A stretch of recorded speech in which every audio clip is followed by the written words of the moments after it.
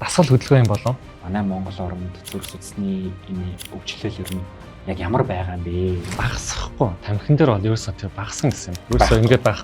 Ерөөсөө тэр чигээр хаях хэрэгтэй. Нөгөө сайн ер нь бол бидний найруулчууд нөгөө Американоос арай илүү кофений агуулмжтай. Бид нар даралтны имийг зүгээр ингээд энэ сангаас аваад хэрэглээд байх нь одоо дор мэдлэл гэж хэлэх байх та тийм.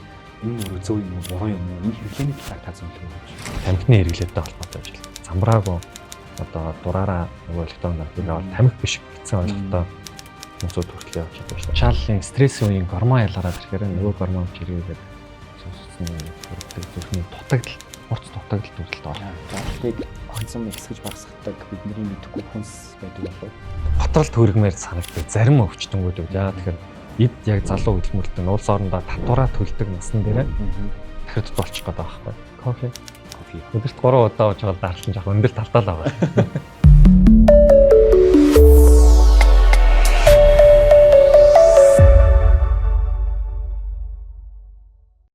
Сайн мэцхан их үзэгчтэй. Сайн сайхан байдлын тухай шинжлэх ухаанч байр сууриас мэдээллийг хүргэх зорилготой Wellbeing podcast-ийн ээлж дугаараа эхлэхэд бэлэн болоод байна. Бид өнөөдрийн дугаараараа нэгэн чухал сэдвийг хөндлөхөөр нэгэн эрхэм хүнийг урьж авчираад байгаа байлээ. Ингээд өнөөдрийн подкастныхаа зочныг та бүхэн танилцуулъя.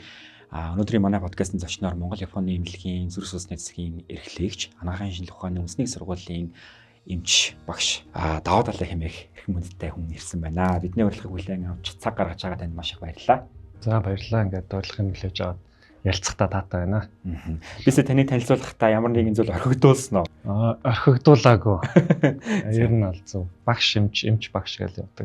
За. Окей. Эмчийн ажлын нэг хэсэг нь бас угаасаа багшлах байдаг учраас эмч багш гэдгээр нь. За ойлголоо.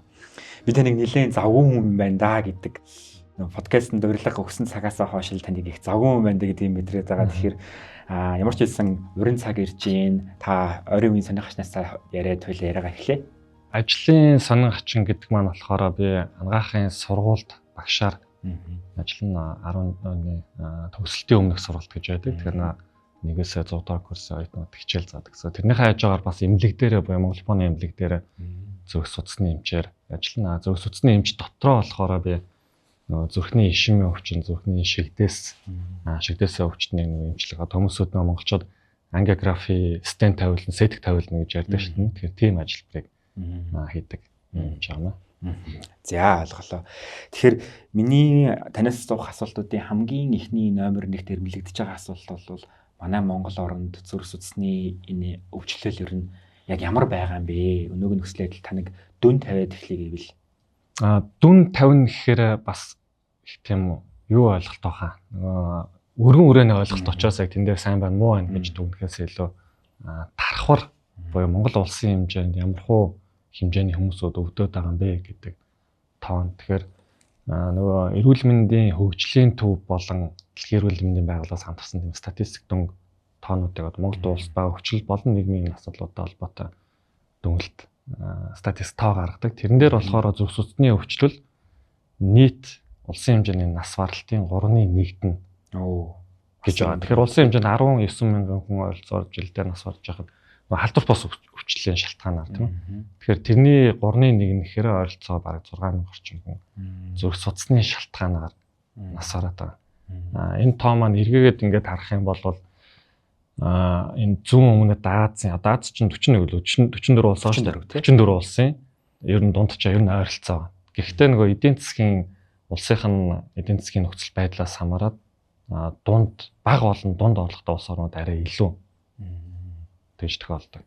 Япон, Солонгос орнууд бол мэдээж хэрэг харьцангуйгаар бага. Тэгээ Монгол болон дундад Азийн улс орнууд Казахстан, Узбекистан, Кыргызстан гэх улс орнууд ер нь л нэг ойролцоогоор нийт нас балтын 3/1-ийн зүрх судасны шалтгаан байна шүү.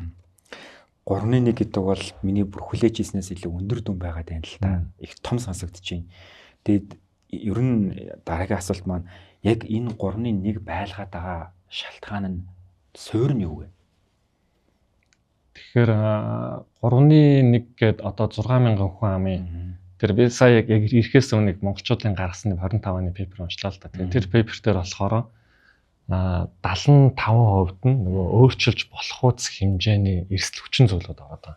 Тэгэхээр 70-75 гэхээр өөрчлөлт болох эрсдэл хүчин зүйл гэхээр нөгөө л тамхи орно, биеийн жингийн илүүдэл, хөдөлгөөний дутагдал, нийгэм ахуйн стресстэй байдлууд гэх мэтлэн гэх юм зүйлүүд. Өөрчлөлт болдгууд нь бол нас хүүс нь орчиж байгаа шүү дээ. Нас ахих цумаа зүрхний өвчлөл нэмэгдэж идэг. Тэгэхээр өөрчилж болох үс тийм эрсдэл хүчин зүйлүүд 70% нь орж байна. Өөрөөр хэлбэл урьдчилан сэргийлж болно гэсэн үг юм байх нь. Тийм, урьдчилан сэргийлж бүрэн боломжтой. Тийм. Бүгдийн биш, гэхдээ энэ нас баралтыг буулгах бөгөөд эртэцсэн нас баралт гэж байгаа. Эртэцсэн нас баралт маань нөгөө 30-аас 70 нас хүртэлх нас баралтыг. 70-аас өмнө нас орж явах юм бол тэр маань тодорхой хэмжээний эртэцсэн нас баралт гэж үнэлээд байгаа. Окей. Тэгэхээр ер нь бол нөгөө Монголд нас орж байгаа түрүүний таны хэлсэн айхтар тоо мэдээллийг чинь бид нэр буулгах боломж нь үзэгч бид бүхэн бүгдийн төлөв байж идэг юм байна л дээ. За тэгвэл зүрх судасны эмч ирсэн дээр нэг асуултыг би их асуумаар санагдаад байгаа. Тэр нь за зүрх судас гэдэг энэ зүйлийг нэг хүнээр тооцчихъя л да, хүнгээ орлуулаа бодъё. Тэгвэл тэр өөрөө яг юунд дуртай, юунд дургүй зүйл юм бэ?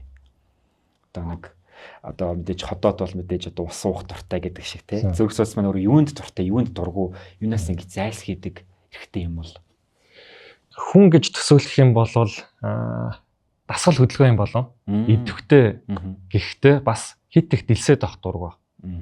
Жохон удаан. Дэлсээ нь удаан байвал зүгээр. Дэлхийд дээр одоо хамгийн урт насалтай амтангууч нөгөө яс мэлхинүүд байгаа шүү дээ. Яс мэлхийн зүрх минутанд 18, 19 гэх мэтлэг удаан цахилж байдаг. Хамгийн урд нь нас орж байгаа нь том амтнуудаас үзэх юм бол туулаа багшаа. Туулааны зүрхт минутанд 200-аас дээшээ. Тэгэхээр зүрх маань хурдан агшаад тогтсмал булчин идэгдэл урагдаал тэгэл гимтэл дуустдаг. Тэгэхээр хүн одоо зүрх би өөрөө ингээд зүрх маань ингээд хүн байгаа дуртай зүйл маань бол сайхан 50 амраад тэгээд идэвхтэй хөдөлгөөнтэй ингээл нэг булчингийн жижигхэн ингээд нэг өөрхөн булчингийн мастай байж хэл дуртай байх болоо. За тэгвэл тэр дургүй зүйлийг та бас хэлвэл юунд дургүй зүйл залиг юм болов? Тэгэл гаднаас нь ингээл дуу чимээ ороод ингээл 50 байлгаж чадахгүй, шүн унтуулахгүй. Дээрэс нь хит их ажил хийлгээд одоо биеийн жин их байх юм бол зүрх маань ингээл ачааллал жин ихтэй хүмүүсд ингээд явахаар амьсгааддаг шүү дээ. Тэрнтэй адилхан ингээд тэгээд дээрэс нь шүн ингээд нөгөө гидсэн дэшээ дараа хурхраад ах юм бол бас тэр чинь таагүй. Тэгэхээр ер нь их 50 байх дуртай, тааваараа байх дуртай хэрэгтэй юм аа тий. Яг зөв. Тэгж ойлгож баг болно доо. Бас нэг зүрх судасны гэхэлэр зүрх судас гэдэг үг бас давхар яваад тах шиг байна тий. Би яг нэг сайн мэрэгжлийн хүмүүс учраас нэг буруу ярьж магадгүй уучлаарай. Та энэ дээр тайлбар өгвөл зүрх судлал гэж байдаг. Зүрх судас гэж байгаа. Эмнэлгүүдийн зохион байгуулалтыг харах юм бол зарим зүрх судасны төв гэж байдаг. Зарим зүрхний төв гэж байдаг. Тэгэхээр энэ зүрх судас гэхээр нөгөө зүрхний титэм судас болон захын мөчтийн судас гэдэг зүйл нь орчиж байгаа. Зүрх судал гэхээр зөвхөн зүрх болон зүрхнийхаа судастайгаа. Тэгээд яг үйл ажиллагааны чиглэлээр нэг нь мэс засалтай, буюу нээлттэй мэсэл, нөгөөх нь нээлттэй мэсэл байхгүй юм төвд боож яриад байна. Тэгэхээр зүрх судлал гэдэг маань үндсэн дотрийн өвчлөл зүрх судас болоод ирэх юм бол давхар мэс заслын тусламж үйлчилгээтэй төв хэлж болох байна. Окей. Түрүүн та нөгөө нэг эртэцсэн нас баралт гээд тий халдвар тус өвчний нас баралтын тухай ярьж байхад нэг асуултыг бас нэмий. Хүйсийн хувьд ялгаа байдгүй. Эртэцсэн нас баралт нөгөө түрүүн ярьсан юу вэ шүү дээ. 6000 нас баралт. Тэрний миний бодож байгаагаар миний санаж байгаа ойлцоо 60 орчим эргэжтэйчүүд байгаа. Тэр эргэжтэйчүүд арай илүү эрт нас орж байгаа. Одоо монгол хүний дундаж наслч нь аваад үзэх юм бол 71-с 72 аваадаг.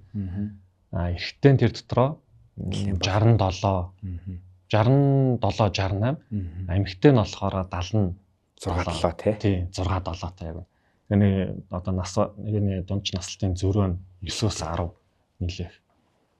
Тэгээ эн чинь нэг Орос болон одоо энэ пост коммунист улсууд гэдэг байгаа. Тэр улсууд Станы орнууд. Одоо манайх ч яг стан биш л ахaltaа. Гэхдээ зөв пост Совет буюу коммунизмын дараах зүүн Европын орнууд байна. Латв, Литв гэх мэт ийм орнуудаар их байдаг.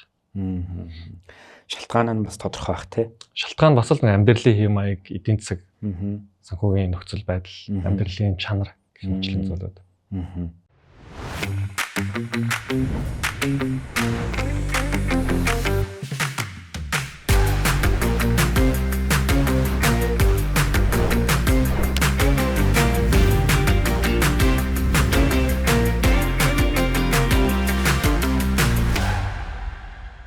Одоо сүүлийн үед ингээд судлаачдын үгэн дотор нэг юм амьдралын чанар, эдийн засгийн нөхцөл байдлыг их ярьдаг болж байна л та. Тэгэхээр манай подкастын гол зорилго бол сайн сайхан байдлын тухай бидний мэдэх ёстой хэрнээ мэдэхгүй байгаа зүйлийг хүмүүст хүргэх. Тэгэхээр зүрх судасаа илүү эрүүл сарвал инх тунх байлгахад бид одоо сайн сайхан байдалтай хүрэхэд ямар дадлуудыг хөвшүүлээд ямар зүйлийг өдөр тутамдаа хийж ивэл ер нь ээлтэй юм бэ?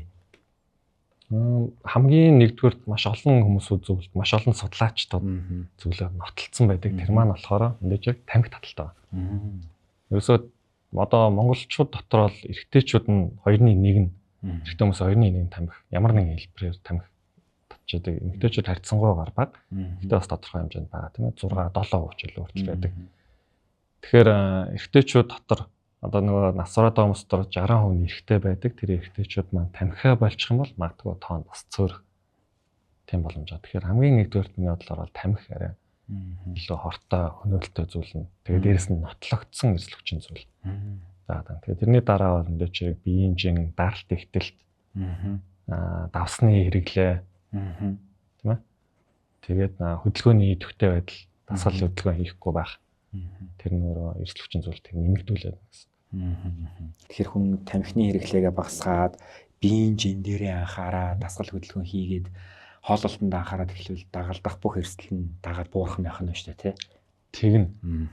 Багасахгүй тамхин дээр бол ерөөсөө тэр багасан гэсэн юм. Ерөөсөө ингэж байхгүй. Ерөөсөө тэр чигээр нь хаях хэрэгтэй. За. Хаяхгүй байх юм нэг ширхэг татах, зуг татах хоёр үндснээ баг адилхан ижил хор хөнөөлтөй. Тамхин хүний биет ингээ нөгөө юм шиг хоримтлагтай байхгүй. Нэг хор хөнөөл нь яваад уучраад тэгэл дуусч байгаа. Тэнгүүд тэрийг нэг тамхины хөнөөл 100 тамхины хөнөөл ер нь баг амарч ялгаа байхгүй гэж үзэж байгаа. Тэгэхээр ерөөсөө тамхи хаях нь үр дүнтэй. Нэг татах, багасгах болвол өөрөө орж байгаатай баг адилхан. Үр дүн буюу одоо муу сөргөнөлөн байсан юм байна гэсэн. Сүүлийн үед залуучуудын дунд хамгийн хэрэглэж байгаа vape бас электрон тамхины төрлүүд байна л та. Тэгээд эдгээр ер нь яг хуу судлагдсангүйг нь сайн хэлж мэдэхгүй байна. Нөлөөлт юм болов уу? Адилхан нөлөөтэй болов уу? Тамхи гэдэг үг орцсон байгаа зү. Тэгэхээр чин тамхил ахгүй тэр чинь яг адилхан. Тамхил бол тэгэл тамхи. Ямар хэлбэрээр хэрэглэхээс үл хамааран одоо хамрын тамхи гэж байгаа шүү дээ. Чи бас тодорхой хэмжээр судасны хатвар явж байдаг. Тийм хөнөөлтэй байхгүй. Тэгэхээр тамхил бол тамхи. Vape магадгүй эсрэгээр харин илүү хөнөөлтэй байж магадгүй. Одоохондоо vape ч нөгөө 19 билүү 18 он ковидын өмнөх яг ингээл гараал тэгэл ковид гараал явцсан. Тэнгүүд яг vape-ийн үр нөлөө нь бас тэр болгон ойлгогдож төгс судлагдаагүй хэмжээнд байна. Тэгэхээр яг ямархуу хор хөнөөлтэй юм бэ гэдэг мэдээж яг тамхил гэж байгаа боловч яг одоо нэг уламжлалт тамхиас илүү хөнөөлтэй юм уу гэдэг бол арай батлагтаагүй л байгаа л та. Тэр нь бол тамхи. Эсвэл тамхи. Судас хатуурна гэдэг үгийг би ойр тойрны хүмүүсээс их сонсож байна л да. Тэгэд энэ судас хатуурна гэдэг нь маш энгийнээр тайлбарлал юу юм бол тэрний одоо шалтгаан нь саний дурдсан бүх зүйл орох уу? Судас хатуурлал нь хүн одоо хийвлээд би болол тэгэл хэд наслан тэр хүртэл судас хатуурлал ингээл амьдралын тушаа өгч байгаа зүйл. Тэгээ судас хатуурлал маань болохоор өөх тосны хуримтлал одоо артерийн судас маань юм 3 давхар хантай байлаа. Тэгээ тэрний доод хан ингээл өөх хуримтлал болол ингээд овоогоол тэгэл хатуураад байна гэсэн үг. Тэгээ хүндийн нарийсж байна гэсэн үг тийм ээ. Тэгэхээр судас хатуурлал бол төрхөөс эхлээд нас бартал явагддаг юм байна. Хүндийн нарийсаад хан хатуурчдаг юм байна. Одоо жин нэмэг, судас нь өөрөө жин нэмэгдээд бүдүүн болж байгаа тал. Урсгал нь багасаад гэсэн. Урсгал нь саатал үүснэ. Урсгалт нь саат үүснэ гэсэн. Өөх тос гэдэг зүйл одоо манай уламжлалт хооллолтод бол нэлээд өндөр байр суурьтай байдаг зүйл шүү дээ. Зарим хоол судлаачд бол сайн, зарим нь одоо хэрэггүй гэн таны хувьд өөх тос маань нөгөө сайн муу монголчууд нөгөө ярьдаг шүү дээ. Ард түмэн гэх юм уу. Ард түмний дунд төгөөмөл тархацаар нь сайн холестерин, сайн өөх нь муу өөх гэл тэрийг ангаахын югаар бол их нэгтралтай, бага нэгтралтай гэж үндсэн хоёр том хэсэг тувааж байгаа. Бага нэгтралтай өөрөө дотроо бас ингээ олон янз болоо багтчихдаг. Тэгэхээр бага нэгтралтай холестерин гэдэг маань судасны хан дотор нэвчиж ороо хатуурлыг үүсдэг гол нэг хүчин зүйл нь гол бодис нь байгаа. Одоо бодис хэм үү одоо тийч холестерин л гэсэн үг тийм ээ. Тэнгүүд их нэгтралтай нь болохоор тэр нөгөө жижиг холестерин өвч аваад нийлүүлээд том холестерин болгоод илгэнд очиод нийлээ нөгөө цус энэ төр үйлдвэрлэдэг. Тийм багхгүй. Энэ хоёр маань бас дотроо цуснд бол 2-1-ийн харьцаатаагаар бага нь 2, том нь буюу сайн 1 гэсэн юм харьцаатаагаар. Энэ хоёрын баланс нь алдагдаад ирэхээр нөгөө сууцхтуулж илүү хурдан яваад эхэлдэг байхгүй. Тэгэхээр бага материалтай гэдэгт маань одоо бидний хүнсний бүтээгдэхүүн дотор нэрлж болдог бол юу байх вэ? Нэрлж болвол нөгөө хансан ханаагүй гэж хоёр хуваагдаад байгаа шүү дээ. Шарсан, хуурсан бүх нөгөө полисачарат нөгөө олон гинжин уралтай хансан өөхний тос гэдэг байгаа л тэр. Сүүл нөгөө сүүлний өөхийг хүмүүсүүд юу гэж яриаддаг сайн өөх идэх ёстой энэ тэр ихтэй бид нар өөрсдөө баталгаажуулаад гэх юм уу судалсан юм бол одоохондоо байхгүй болоо. Гэтэ тэр бол бас л мэдээж хэрэг холестерин л өөхний л нэг хэлбэр. Хэрэг хэмжээгээр хэрэглэх үү гэж үзэж байна шүү дээ. Өдөр болго өөхөдөл мэдээж хэрэг тэр тааг бах. Бага хэмжээгээр тохируулаад бол бас нэг тийм хормолын бага болоо да. За даралт ихсэн багасна гэдэг ингээд нэг юм тоглоом юм шиг эсвэл одоо нас явхаар даралт нь нугаас асуудалтай болж байгаа ч гэдэг юм ингээл нэг юм явган яриа байгаад байна л та. Гэхдээ тэр даралт ихснээ багаснаа гэдгээ одоо хүн за хэвийн даралт гэдэг зүйлийг мэдчихэж тэрийг тодорхойлох байх. Гэхдээ тэрний өөрчлөлтийн одоо шалтгаануудыг нь одоо хүмүүст ойлгомжтой тайлбарлая гэвэл хаанаас эхлэх вэ? Даралт ихсэх гэдэг нь аюултай. Артерийн даралт нийт дунджаар наваад үзэх юм бол олон хүний дунджаар авч үзэхэд 120-80-ыг хэвийн даралт ба 120-80 ба түүнээс доошхын хэвийн даралт гэж үзээд байгаа. Тэрнээс дээшээгээ 120-80-аас дээшээгээ гараад ирэх юм бол даралт ихсэлт. Яг өвчин мөн үү эсвэл зүгээр даралт ихтэлтийн урдл байдал уу гэдгийг мэдээж эмнэлэг болон эмчийн хяналт шинжилгээнд ор бас үзэх болно. Эцсийн байдлаар дүүнэ гэсэн үг. За тэгээд нөгөө шалтгаан бол даралт ихсэх өвчин маань ихэвчлэн шалтгаан тодорхойгүй байдаг. 90-с дээш хувьд нь шалтгаан тодорхойгүй. Орчин үеийн анагаах ухаан дээр яг энэс болоод яг энэ шалтгаанаас болоод даралт ихтэй байна гэдэг тийм тодорхойлолт бол байхгүй. Гэхдээ маш олон өвчин зүйлсийн үр дүнд даралт ихсэх өвчин маань бол үүсэж байна. Тэгээд насны удаа аваад үзэх нь 35-аас дээш наснд ер нь түгээмэл эхэлдэг. Газар зүүн байдал болон хоол хүнсний байдал, удамшлын байдлаас бол мэдээж хэрэг шалтгаална. Аав ээж нэмээ өвөн даралт ихсдэг байсан бол тухайн хүнд бас даралт ихсэх тийм эрсдэл нь байгаа гэсэн үг. Окей. За ойлголоо. Түрүүн та ярианда давсны тухай, сахарын тухай бас дурдж ирсэн. Давс сахар гэдэг бол одоо бидний амьдралд их юм далд хэлбэртэй өргөн хэрэглэгдэх зүйл шүү дээ. Тэгэд энэ зүйл одоо хэрийн хэмжээнээс хитрээд эхлвэл бидний өнөөдөр ярьж байгаа сэдвийн гол эрхтэнтэй маань хэр одоо сөрөг нөлөөтэй юм бол даралт ихтэлт маань зүрх судасны өвчлөлийн номер 1 бас эрсдэл өвчин зөвлөө өөрөө. Тийм. Ер нь давс гэдэг маань та одоо өөрөө чинь бодлоор болол өдөрт ер нь өдөрт өөрөө хэрэг давсны хэмжээ хэрэг давс хэрэгжилж байгаа бол тастай хэлж мэдэхгүй байна. Тэгэл өглөө талах иддэг үү? Идэн. Талах идэн. За нэг 2 цэсэм талах бол идэн шүү. Тэгээ хоногийн давсны хэрэглээг ойролцоогоор 5 граммаас доош 5 грамм гэхээр 5000 миллиграммаар та. Тэр чинь нэлээд бага болчихлоо шүү дээ. 5 граммыгаа миллиграмм төрүүлэхээр 5000 болчихж байгаа байхгүй. Тэгэхээр нэг зүсэм талаханд үйлдвэрлэгчээс хамаарат 500 мг хүртэл 0.5 г хүртэл давс агуулж боломжтой. Өөрөөр өглөө 2 шиг 2 зүсэм талах идсэн бол аль хэдийн 1 г-ыг авчиж гадаа шүү дээ. Тийм байна. Тэгээ нөгөө өдөр 2-3 хоол иднэ дээ. Тэг нэ өдрөөс ахаад хоолтон ганцны хоол байна уу ямар хоол байна ямар нэгэн байдлаар давстай хоол идэх гэдэг шүү дээ. Тэгэхээр давсныхаа хэрэглээ бид нар магадгүй ер нь өөрсдөө яг хэрэг хэрэгжилж байгаас мэдэхгүй байж магадгүй. Тэгэхээр зүгээр талахаар л аваад үзэх юм бол 2 зүсэм талах ихэд хамгийн ихтэй 1 г-ыг авах тийм боломжтой байх гэдэг шүү дээ. Манай Монгол орн чинь 21 аймагтай 21 аймгийн газар зүйн байрлал шалтгаалаад зарим аймгийн иргэд давстай цай уудаг, зарим нь маш шорвог явах тохиолдол. Тэгэхээр газар нутгийн байрлалаас шалтгаалаад зүрх судасны өвчлөлийн одоо тохиоллын тоо ихтэх асуудал байх уу?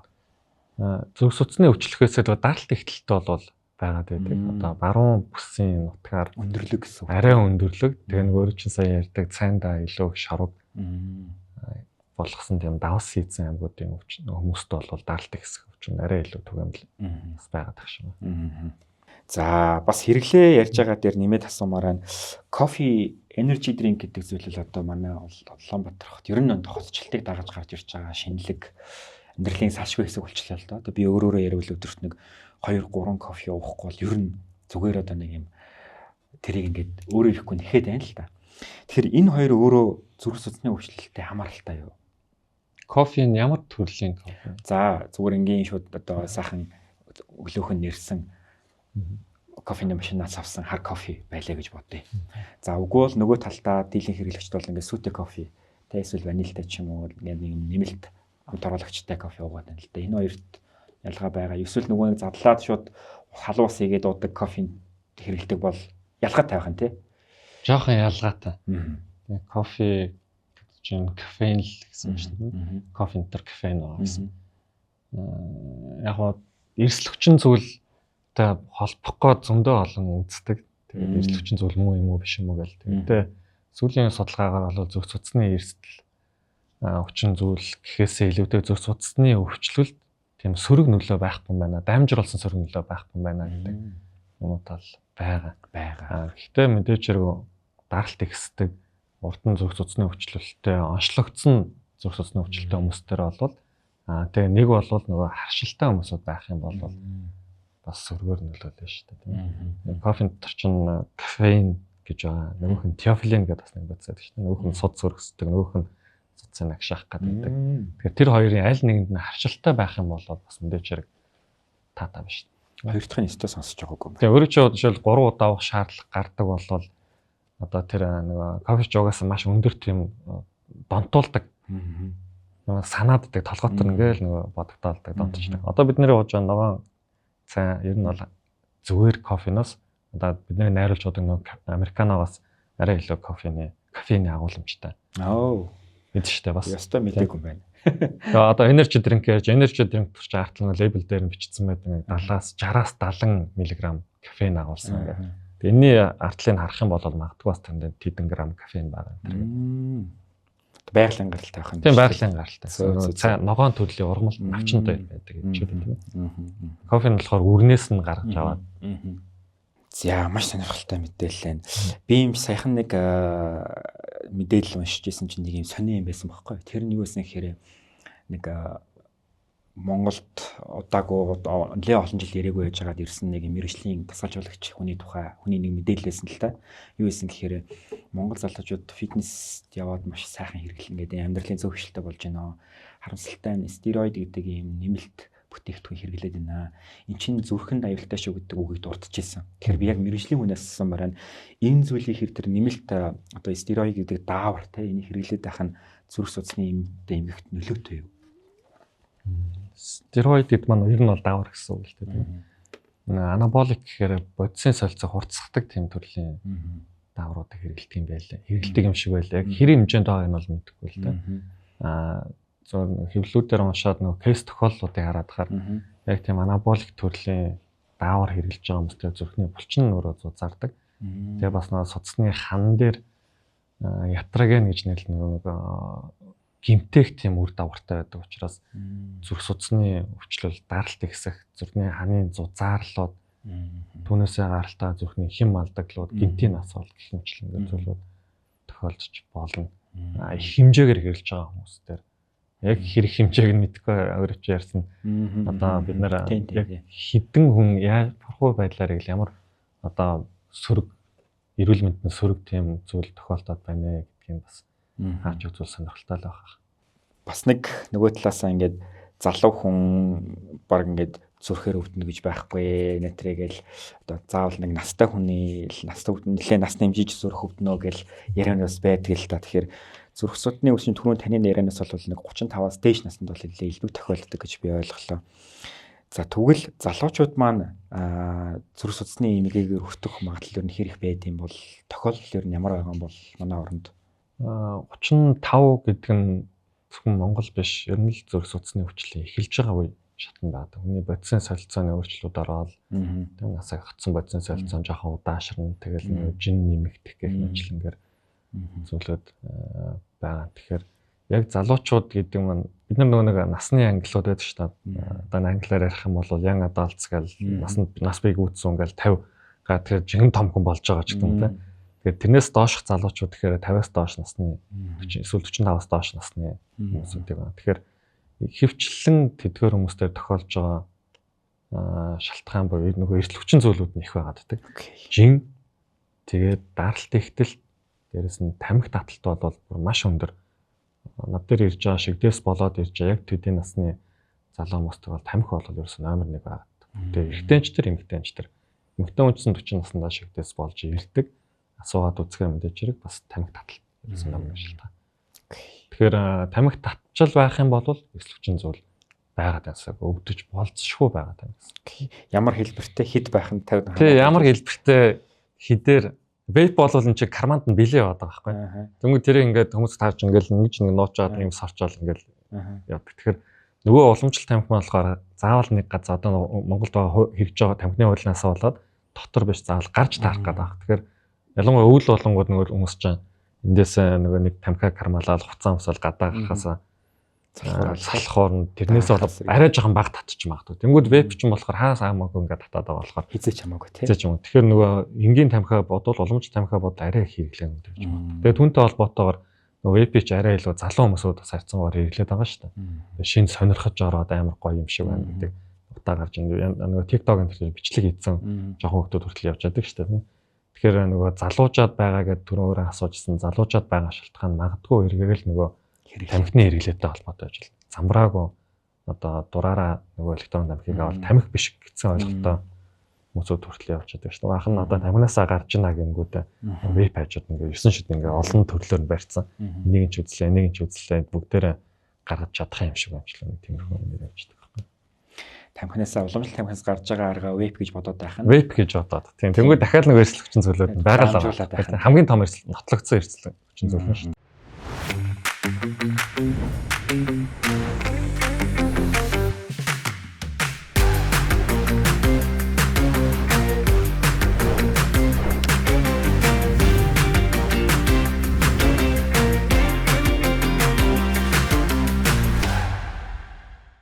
түрүүнд ярианы хамгийн ихэнд дурдсанчлан Монгол сүрс үзний өвчлөл эмгэг нас баралтын тоол нэлээд өндөр байна. Гэхдээ энэ нь мэдээж бус орнуудтайгаа харьцангуй одоо нэг хайхтар цойлоод байгаа өндөр биш гэлээ. Хүн амын зөнглөх одоо хүн дотроо нэлээд өндөр байна гэж юмч маань хэлсэн. Тэгэхээр түүний тагсан онцлогоо эмнэлцэн хүчин чадал маань хэр байгаа юм бол энийг одоо бас иргэд маань мэдэх ёстой байх. Энд дэр та ямар байр суурьтай байх вэ? Онцлогоо Монгол улсын хэмжээнд бол тэрийг бүрэн гүйцэд хангалттай хийж байгаа. Тэр маань нэгдүгээр тийм амар хүнд бөгөөд дээрс нь тийм тоног төхөн шаардсан бол биш байдаг. Яг суур ангаахын боловсралтай бүх шатны эмчнэр одоо өрхийн эмч эмнэлгээс ахуулаад 3-4 шатлалын улсын том эмнэлгүүд бүгдээрээ л цаг тухайд нь оншилж байгаа. Тэгээд оншиллоо гэд нөгөө авах арга хэмжээ нь буюу жишээлбэл хүн 35 наснда даралт ихсэх өвчин онцлогдсон болвол эмийн эмчилгээнийхаа дэглэм гэж байгаа. Тэгэхээр нөгөө өвчтөн маань нөгөө 35 настай залуу маань эмээ яг тогтмол хэрэгжилж чадчих юм уу, зөв хэрэгжилж гин үү гэдгээс болоод одоо өвчний хүндрэлүүд хоёр дахь хүндрэлүүд нь гараад хүндрэх тийм аюулууд бас байгаа юм л та. Тэгэхээр онцлогооны хувьд бол бид нар Монгол улс хангалттай бүрэн гүйцэд онцлогоог нь бол хийж байгаа. Эмчилгээний тухайд. Эмчилгээ нь бол эмийн сонголтууд бол ерөөсөө яг л дэлхий дээр байгаа бүх юмуд Монголд байгаа шүү дээ. Одоо Европт гарсан бүхэл юмнууд Монгол бүгдээрээ л байж байгаа. Зарим нь яг даатгалт байгаа, зарим нь даатгалт байхгүй. Хөвгөн өөрөө нөгөө даатгалгүй юмыг өөрөө шууд бодлож авах бол тэр нөгөө эдийн засгийн хохиролтой ачаал болох ч юм уу те. Тэрнээсээ болоод эмээ хэрэглэхгүй байх тохиолдол бас мерсэд байдаг. Мэдээж энэ бүхний өмнө бол төрийн хэмжээ манд урсанчлан бид бүхэнд урьдчилан сэргийлэх боломжтой үн төлбөргүй шийдлүүд байгаа гэдгийг түрүүн санал болгосон байгаа тий. За нэгэнт одоо сайн сайхан байдлын тухай ярьж байгаа юм чийдүүлээ сэтгэл зүйн эрүүл мэндийн сайн сайхан байдлын тухай бас дуртахгүй гэж болохгүй байх. Хүний сэтгэл зүйн эрүүл мэндийн асуудлаас улбаатайгаар зүрх судасны эмгийг доройтох, нөлөөлөх улмаар өвчлөлт хүргэх асуудлууд байдгүй. Энэ тал дээр яг хуу сэтгэл судлаач хүний хувьд хэлэхэд бол байдаг гэж хэлнэ. Яг эмчийн байр суурийг бас илүү хүргэх зүг байх. Байлгүй яг хуу. Нөгөө broken heart syndrome гэж байдаг шнэ. Одоо хит их санаа зовоод ингээд нөгөө юуны эрсдлийн үеийн гэх юм уу ачааллын стрессийн үеийн гормон ялгараад ирэхээр нөгөө гормон жиргээгээд зүс усны эмгэг түрэгдэг зүрхний дутагдалт хурц дутагдалт төрөлд орно. Дутагдaltaл тохиолдол тийм үү дутагдалт орно гэж нөгөө зүрхний агших үйл ажиллагаа нь муудаад зүрх маань цусан хангалттай шах одоо эргүүлж чадхаа болоо тэр нөгөө хавгнах авдах уушиг хавгнах тэрнээс үүдээд гинтийн асуултууд бас байж болно. Тэр сэтгэл 100% 50 тогтвортой байна гэдэг бол маш чухал асуудал. Эмийн эмчилгээнээс гадна тэр маш чухал асуудал. Тэгмээ шигдээс гэдэг чинь тухайн өвчтний хүний хувьд бол амьдралдаа урд өмнө хизээч мэдэрч байгаагүй тийм маш хүчтэй өвдөлт гэж юу ярьдаг яг шигдээс болж байгаа юмсан. Тэгэхээр тэр маань эргээгээд нөгөө өвчт нь айцтай болгочдөг баг. Тэгээ шигдээсийн дараа тодорхой хэмжээний сэтгэл зүйн засал одоо сэтгэл санааны тогтвортой байдал тийм зөвлөгөө тусламж олвол зайлшгүй шаардлагатай байдаг. Бид нар бол өөрсдийн өвчтөнгүүдээр боломжтой зарим өвчтөнгүүдээр нэх юм уу нэг шаардлагатай өвчтөнгүүдээр тэр тусламж үйлчилгээг бас үзүүлээд мэрэгжлийн сэтгэл зүйчтэй нь уулзуулаад тэгээд уулздаг. Бас их сайхан сонсогдож байна. Нөгөө талаас бас ярианы ихэнд хэлж исэн сэтгэл санаа, байнгын санаа зовлт гэдэг бол одоо энэ хотчлтыг дагаад бий болж байгаа бас нэлээд хүнд илбэг тий түгээмэл асуудал шүү дээ. Тэгэхээр ер нь бол санаа зовхоо болох хэрэгтэй юм байна. Өөртөө анхаарах хэрэгтэй юм байна. Үйлдэл хийх хэрэгтэй юм байна. Ерөөсөө нэг юм өөрчлөлтийг л эхлүүлэх хэрэгтэй юм гэдэг мэдрэмж төрөөд байна л да зөв үү? Тийм зөв. Тэгээд нөгөө одоо дундаж баг болон дундаж орлоготой улс орн зөвснөө өвчлөх байгаа шүү дээ.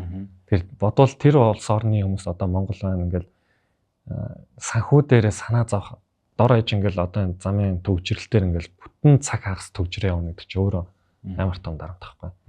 Тэгэхээр энэ чинь нэгдүгээр бензин мөнгө нь урсж байгаа шүү байна. Байгаль орчиндөө ч бас орон нөлттэй юм байна. Өөрөө дотор ингээл нэг газар авчигнаал ингээл суугаад ахаар чинь бас тийм таатай бид биш байхгүй. Тэгэхээр нөгөө улс орнд хөгжөөд ирэхээр магадгүй замын төвжил Улаанбаатарын хэмжээнд жишээ аваад үзвэл байхгүй болчвол энэ эрүүл мэндэд маш том эргээр нөлөөлөх зүйлүүдийн нэг болов. Тийм нийгэм талаас болов. За бас нэг асуултыг нэмж асууя. Тэр нь юу юм бэ гэхээр зүрхний гажигтай гэдэг нэг юм онш ялангуяа шин төрсэн мэндэлсэн хүүхдүүдэд нэлээд сонсогдож байна тийм. Одоо энэ тэнд ингээл хандив аван нэтрээгээд энийг сонсоход хүнд бэрхшээлтэй хэцүү. Гэхдээ энэ удамшдаг юм уу? Урьдчилан сэргийлэх боломжтой юм уу? Энийг багасгах боломж бидэрт юу байгаа юм бэ? Төрөлхийн гажууд маань болохоор олон төрөл дотор ингээд төрөлхийн таславчийн цорхоо, артерийн битүүрэгүү цорг гэл тэгэл таславч хоорондын ховдол хоорондын таславчийн цорхоо гэх юм шиг зөндөө олон төрөлтэй. Тэгэхээр хамгийн түгээмэл тохиолж байгаа таславчийн цорхоо одоо тэр битүүрэгүү цорг гэдэг. Эдгээр маань болохоор хэвийн хэмжээнд нөгөө ураг маань ихийн хөвлөд байх та. Цусны урсгал нь одоо том хүнийх бол нэг иймэрхүү баруун насаа 100 ийм урсгалтай хүүхдийн эсэргээр юм урсгалтай байж. Тэгээд уушгаа алгасаад цус нь эргэлждэг байхгүй. Тэгэхээр хэвийн хэмжээндээ буюу ураг ихийн хөвлөд байхад цорхот байдаг гэсэн.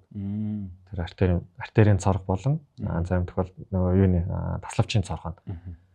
Тэгээд хүүхд төрөөд анх удаа агаар амьсгалахад уушг нь цусаар дүүрэхээр нөгөө гүнзгий амьсгал аваад хүүхд өөлдөг шүү дээ тийм ээ уйлж яана гэж тэр уулах биш зэрэг нөгөө амьсгал авч байгаа хэлбэр нь байхгүй.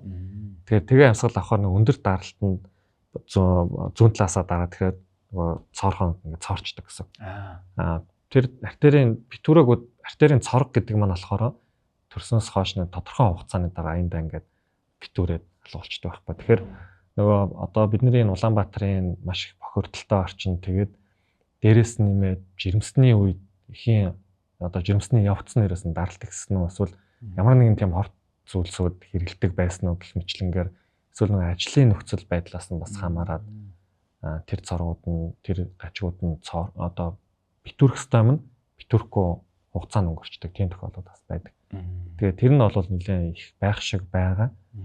Хараад хахад тэгэхээр жишээлх юм бол нөгөө хорт бодистой харьцаж исэн бол зүрхний хүүхэд гажин төрдөг.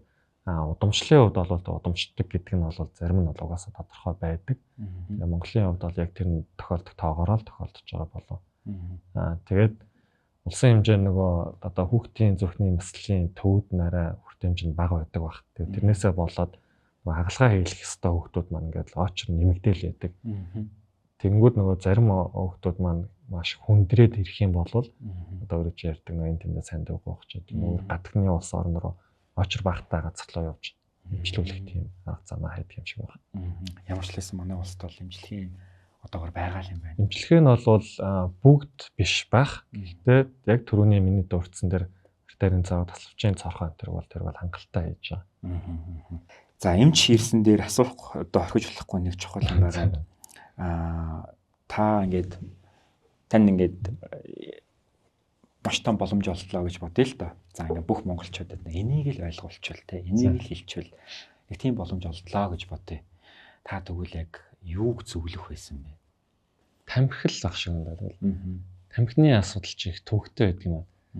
Тэгээд өөрөө нөгөө тамхич нь тийм зан үйл болчихж байгаа байхгүй. Альва өөрөө сэтгэл судлаач юм гэж байгаа.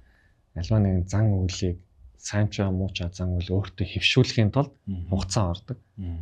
Бас болоход хугацаа орно. Бас болоход хугацаа орно тийм ээ. Сайн зан үйлийг хөвшүүлэхэд муу зан үйлийг одоо болоход хугацаа орох гэдэг. Тэгэхээр тэр нөгөө оюуны зан үйлийн онлоороо бол хамгийн багтаа нэг ойролцоогоо 6 сар. Тэгээ нэг хид хідэн үе шаттайгаар явдаг байгаа байхгүй. Тэгэхээр тэр үе шатыг нь ойлгоод энэ үнэхээр эрсэлгчин зүйл мөн байна штэ гэдгийг нь бүрэн гүйцэд мэдрээд тэгээд хичээх ялангуяа тамнаас гарахыг л уриалахаар байна да тийм. Уриалахаар тий яг үнэ.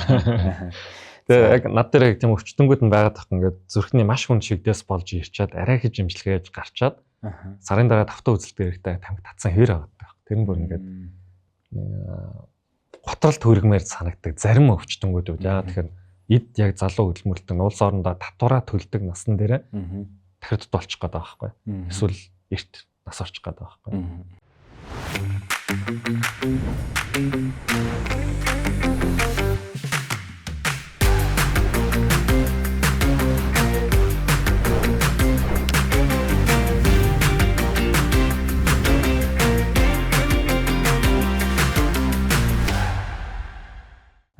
Түрүүн таны ярианд бас нэг гормоны тухай, дааврын тухай ойлголтууд байгаад байсан. Тэгээд даавар гэдэг зүйл чинь сэтгэл зүйн эрүүл мэнд, хүний сэтгэл санааны хэлбэлзлээс их шалтгаалan одоо бие бие нийлэгдэж байгаа зүйл шүү дээ. Тэгэхээр одоо шилбэл би саваагүй асуулт асуух чам шүү. Зүрх гэхэлэр манайхан жил хайр дурлалтай их холбож ойлгохтой шүү дээ. Тэгэхээр ер нь энэ сэтгэл санааны одоо юм ялангуяа за хайр дурлалын хичээдтэй сэтгэл санааны юм тав тухгүй байдлууд эргээд нөгөө бидний яриад байгаа сэдвийн маань эргэтэнд хэр халгаатай вэ? Хариулах жоохон хэцүү гэх юм сайн мэдгүй байна. Гэхдээ тэгэл хүн нүдэн анал гоё юм бодоход нүдэн анал муухай юм бодоход зүрхтэй ш доошол ингэж самлчаад байна. Mindfulness гэдэг нэг тийм дасгал одоо их яриад байдаг. Тэн дээр чин зааж байгааг нь харахлаа өөр хийж үзэвлдэгт ер нь зааж байгааг нь харахад нүдэн анал нэг тийм гоё 50 газар очоод одоо энэ Spotify энэ төр хүртэл байж тайвшрах гингүүл ингээд нэг ус дуу чимээ гараал нүдэн анал дасгал хийж байгаа юм шиг. Тэгэхээр 50 левел зүрхэндээ сайн байх. Тэгэхээр ингээл харилцаан ч юм ингээл докторгүй ингээл ах юм тийм таатай байдаг биш үү. Зүрхний эмчилгээ зовлончлогын эмчилгээний тухай ярьсан. Зүрх судасны эмгээг ер нь эмчлэгдэхдээ ер нь бус тэрэгтэндээ харьцуулахад хурдны хувьдтай эдгэрэлтэй үед ямар байд юм болоо.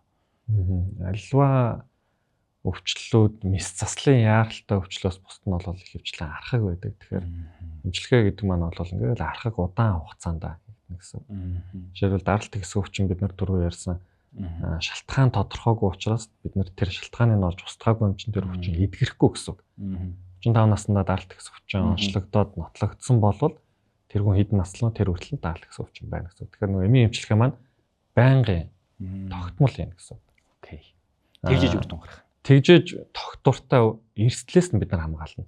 Үр дүн гэдэг нь болохоор эдгэрсэн эдгэрээгүй гэж бас тодорхой хэмжээнд ярих гэдэг шүү дээ. Тэгэхээр нөгөөх нь өвчин эдгэрэхгүй гэхдээ эмээ уугаад явж ивэл нөгөө аюултай өндөр түвшин рүү гарахгүй тогтвортой байхаар эрсдлүүд нь бага байна гэсэн. Окей.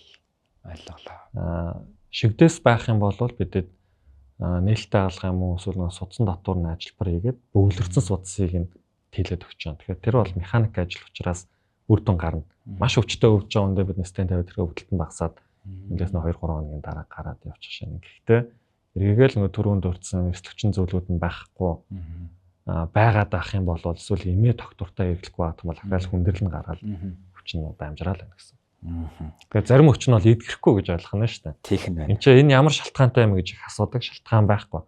Энд би эзээ идэх юм байдаг идэхгүй. Гэхдээ эмээ уугаад явж байгаа тохиолдолд тэр өвчний хүндрэл нь гарахгүйгээр амьдралын чанартаагаар яваад амьдраад тах юм боломжтой гэсэн. За ойлголоо. За миний сүүлээс хоёр дахь асуулт нь саяхан нэг тохиолдол л доо. Тэгээ энэ подкастыг хийнгээ бодож исэн чинь ягаад ч юм тохиолдсон нэг эми санд ороод нэг юм авах гэжсэн чинь хажууд нэг залуухан нэг хүү Enough гэдэг имийг авчихсан юм чинь даралтных үг тийм гэсэн чинь хиттэйг нь авах байл гэсэн чинь их л байвал сайн да гэж хэлжсэн. Тэр энэ мэтчлэн ингэж бид нар даралтны имийг зүгээр ингээд эми сангаас аваа хэрэглээд байх нь одоо дур мэдлэл гэж хэлэх байх та тий. Энэ нь өөрөө зөв юм уу буруу юм уу? Энэ хэрэглээний талаар та зөвлөгөө өгөөч. Их гэдэг нь тунгийн нэлсэн болоос бол тоош ирэхээр нэлж байгаа. Тунгийн хэлж байгаа юм байлээ. Грамыг хэлээд байгаа. Миллиграмаар нэлж байгаа юм тий. Жор байсан болов. Жоргүй болгож байгаа гэсэн юм тий. Тий. Тэгээ ямар зорилго эсвэл өвөө эмээдээ эсвэл аав ээжтэй эсвэл энд авчихсан бол тий. Тэгэхээр сая ярьсан шүү дээ эмэн үүдүүлэн эмийн эмчилгээ дуусахгүй байхгүй. Тэгэхээр тэр нөгөө даралт ихтэлт нь их байгаад ах юм бол тунгийн арай их арай 10 мг-тайг нь 20 мг-тай авах ч гэдэг юм. 5-ыг нь 10-тай авах ч гэдэг юм. Тиймэрхүү байдлаар зохицуулах гэж болно. Тэгэхээр магадгүй тэр хүний тэр залуугийн авах гэжсэн юм нь эсвэл өмнө авсан юм тун баг байж таарад даралт нь буурахгүй байгаа учраас арай илүү өндөр тунтайг авах шаардлага гарсан байж магадгүй. Тэгээ мэдээч яг заавал эмчтэр очиж заавал бичгээр уг нь бол бүх юмуд ялангуяа даралтны юм бол дандаа жороор олох тийм. Жороор олгочиж даатгалтай амрагддаг байхгүй. Тэгэхээр жоргүй болол даатгалаар авах боломж болчихсон. Сонирхоод суухад даралтыг огцом ихсгэж багасгадаг бидний мэдэхгүй хүнс байдаг болов. Хүнсний бүтээгдэхүүн ч юм уу хэрэглээний зүйлс мэс. Кофе. Өдөрт 3 удаа ууж байгаа даралт нь жоох өндөр талтай л байгаа. Окей. Кофе байна. За тэгээд их хэмжээний хоол идэх байна. Архины хэрэглээ байна. Архи төрөл ирэх бол даралтыг богино хугацаа маш өндөр болгодог. Эрсдэлтэй. Өндөр идэж шүү дээ тийм ээ. Тэгээд хүмүүсүүд бас яриад идэх шүү дээ. Даралт нь гэсэн муураад билүү татаад унтсан чинь амруу архи идэг мэдэг гэл сайн юм. Тэр чинь эргээгээл даралт нь олон л ихсээд байна гэсэн. Ямар шалах юм шүү дээ. Тий, аюултай. Окей. Тэгэхээр маш сонирхолтой бидний мэдэх хэрнээ, заримдаа бас мэддэг юм шиг хэрнээ тэр бүр анзаараад идэг мэдээлэл төр бас илүү шинжлэх ухаанч байр сууриас мэдээлэл өгж байгаа танд баярлалаа. Тэгээд хамгийн сүүлийн асуулт нь гэхдээ түрүүн та баг хариулсан байх. Гэхдээ би ахаад асуумаар байна. Тэр нь юу юм бэ гэхээр за бид нар зүрх гэдэг зүйлийг, зүрх судас гэдэг зүйлийг илүү хайрлаж, илүү нандинаж те бидний ч одоо нэг хоромж энэнгүүгээр байж чадахгүй шүү дээ те. Тийм байлгахад бид юу хийх ёстой вэ гэдэг асуулт. Зүрхээ эрүүл байлгахын тулд гэсэн үг шүү дээ тийм үү? За дасгал хөдөлгөөн би олж чухалчилж үзнэ. Тийм дасгал хөдөлгөөн байнгын дасгалтай хөдөлгөөнтэй их биш бас. Их биш. Хит их биш. Бас хит их бага хоосон байгаад байж болохгүй. Тэгэхээр тодорхой хэмжээнд дундаж эрчимтэй гэдэг. Дунд эрчимтэйгээр. Тэгээд дунд эрчим чинь бас нөгөө судалгаагаар бол 7 хоногт нь тэдэн минут гэж заагаад өгсөн байдаг.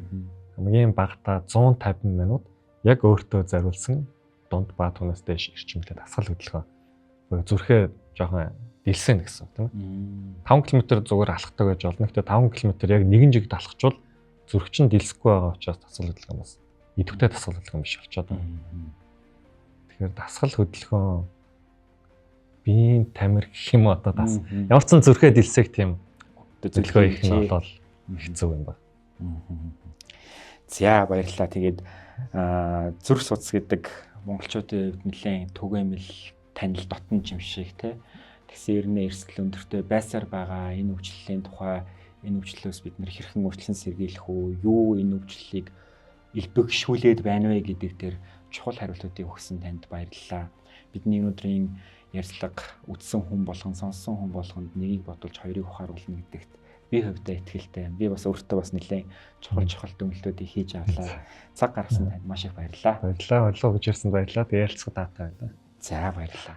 Монгол хүний амьдралын чанар сайн сайхан байдлын төлөө та бүхэн шинжлэх ухаанч байр сууриас мэдлэг мэдээллийг хүргэх зорилготой сайн Wellbeing podcast-ийн маань ээлж дугаар хүрлээ. Энэ удаа дугаартай хамт байсан та бүхэндээ баярлалаа.